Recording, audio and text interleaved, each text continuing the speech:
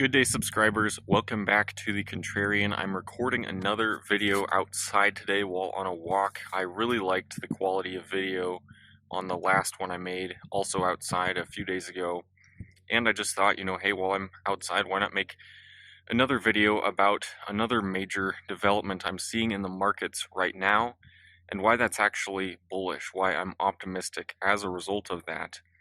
And what I'm talking about is in the last 2 months, since the November and December rally that we saw widen out in the stock market last year and pretty aggressively rally in the final 2 months of 2023, what happened there was very bullish, and it did get a lot of more investors to be more enthusiastic, I would say, about the markets back the last 2 months of last year, and that is because it broadened out further. It wasn't just these few stocks of Nvidia, Microsoft, Meta, and Google that seemed to be powering everything higher very consistently. Instead, it started broadening out. It started including other stocks that hadn't really participated up until that point, such as small caps. Some other stocks started rallying too, and it generally started broadening out in the final 2 months of last year. And now, basically the first 6 weeks to 2 months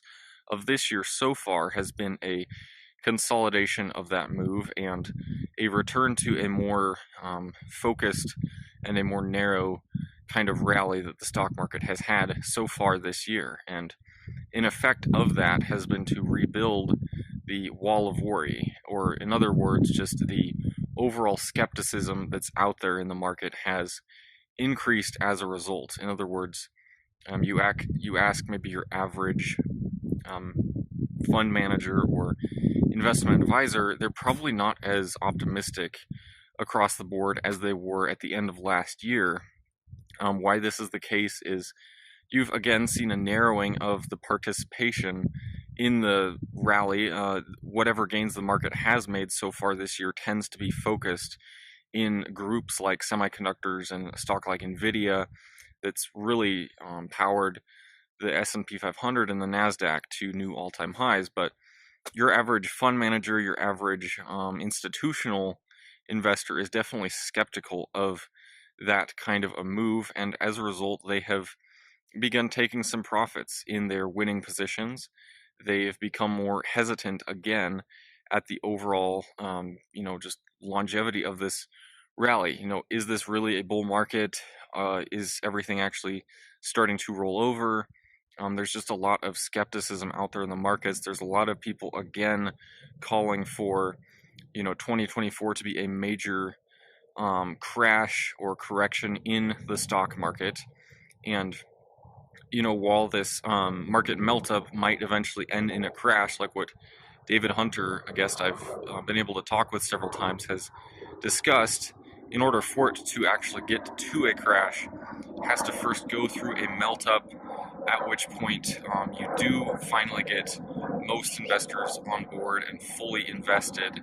And at that point, when there's really very little liquidity on the sidelines, it's at that point that you do run the risk of a major correction occurring. And we really do not see that right now. And why this is bullish is because investors have again become so skeptical and started to sit on the sidelines more, become more cautious in their strategies, which there's nothing bad with any of that per se, but why that's bullish for some of these stocks that have really participated so far is there's just a lot of liquidity left out on the sidelines. There's a lot of buying power left. It does sound very counterintuitive because, of course, all of these institutional managers and everybody right now are saying, well, this really resembles something like the dot-com bubble and what existed at the top of that market. And so therefore, we're going to try to sit this one out. We're selling off, all of our winning stocks like semiconductors, big tech stocks, and things like that. And when in fact at the peak, dot-com, previous bubbles that have existed in the past, at the peak, it rarely was the institutional money that got out at the right time and was able to go short or something like that.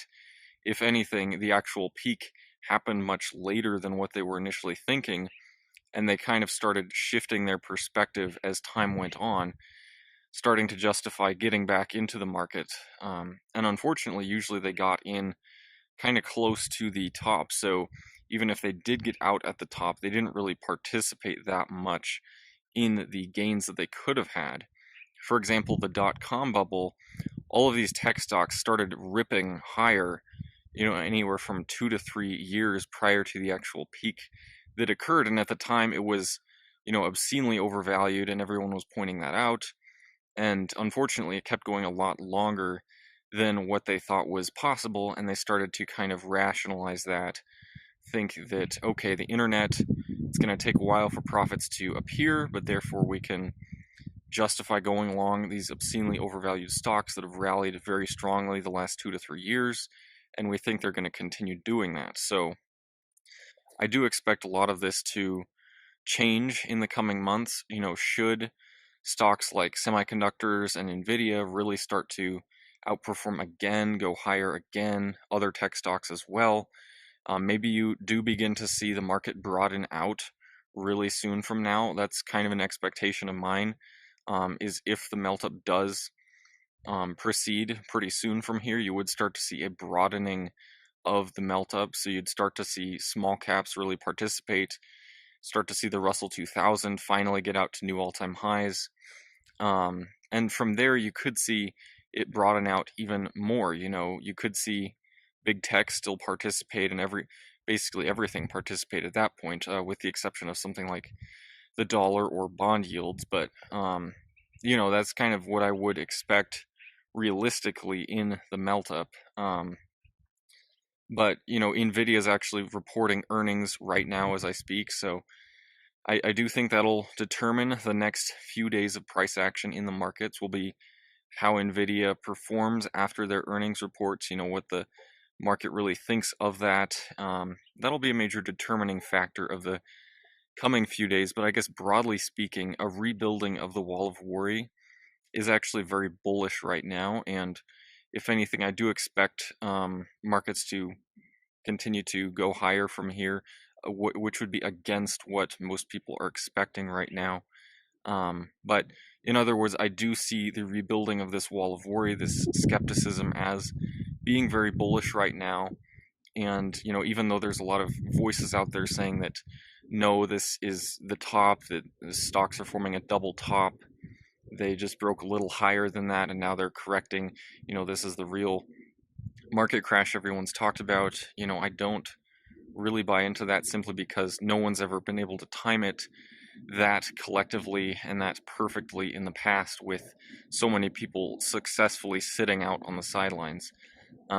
If anything, it would be kind of a shorter lived correction, and then people would begin buying back in, and it wouldn't really materialize. So all this being said, I wanted to make this video to kind of touch on this, first 2 months of this year, 2024, why a rebuilding of investor skepticism is actually bullish in my view, and why we could begin to break out to new all-time highs, and really more importantly, start to see a broadening in the markets from here. But I would love to hear what all of you have to say about this in the comment section below. I hope you enjoyed this video. I hope the quality of the audio was better again.